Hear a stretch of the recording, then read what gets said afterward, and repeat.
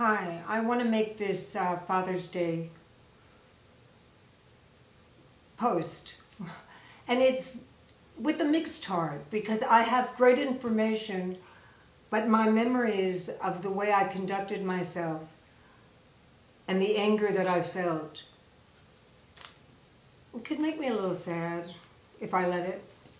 Yeah, doesn't make me proud that many, many years ago I was given life 70 years ago, and I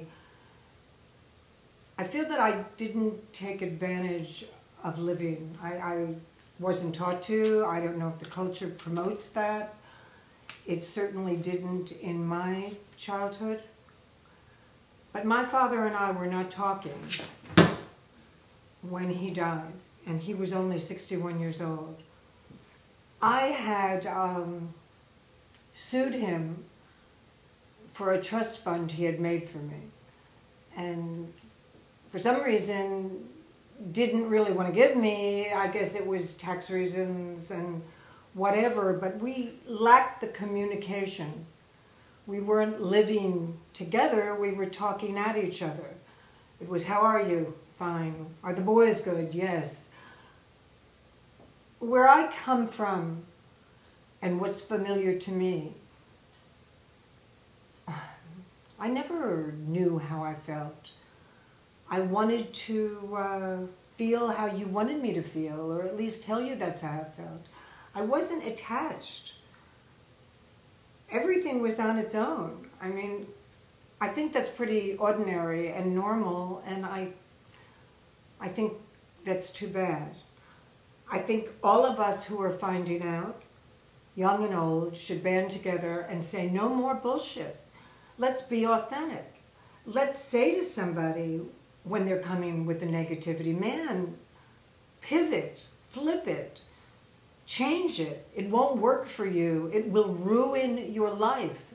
Your feelings of hate and negativity eat you up alive. I had cancer, actually, when I get so off, don't I? I mean, I really should write this, but people, I don't know, I like writing better.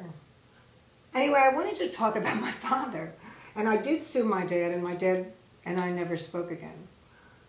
For those of you who want to know, I got what I wanted. It wasn't about money, it was about power. I was so angry that somebody didn't want to know me, only because they didn't know how to know themselves. And I wanted to be known. I went to a psychiatrist at 25 years old, and I gave him a week. I said that I would let him have a week to give me some good reasons, you know. Well, life didn't work like that. He turned me on to laughing gas, gave me Valium, nothing changed. But at least I had a cry for help. Anyway, I was in India, and I was working at the ashram in Ganeshpuri. The Guru Mai, was in residence. I happened to run into her, and I was walking along a beautiful, beautiful path that was cultivated there, and it was only she and I.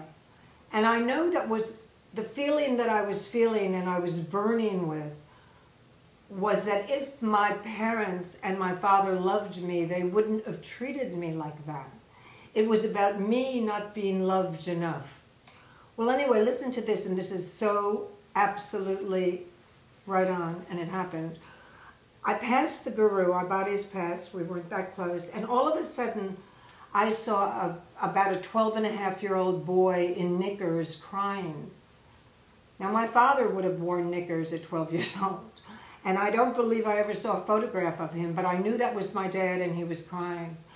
And in my heart and in my ears, Guru Mai said, Ellen, the problem is that you don't love enough. Wow.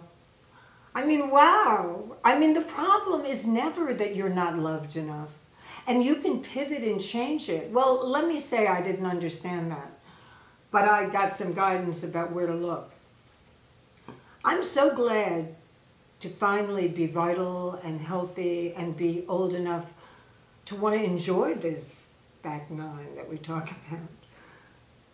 But I want to wish my dad, wherever he is, the spirit that was Mars, I want to say that I didn't know. I just didn't know. And I can see him laughing now, and he was so curious and fun and such a genius. And, you know, life was pretty good from some perspectives. But if you were me and you wanted the Emperor's new clothes to go away, it didn't quite work. So I'm going to sign off. Wish everybody a happy Father's Day.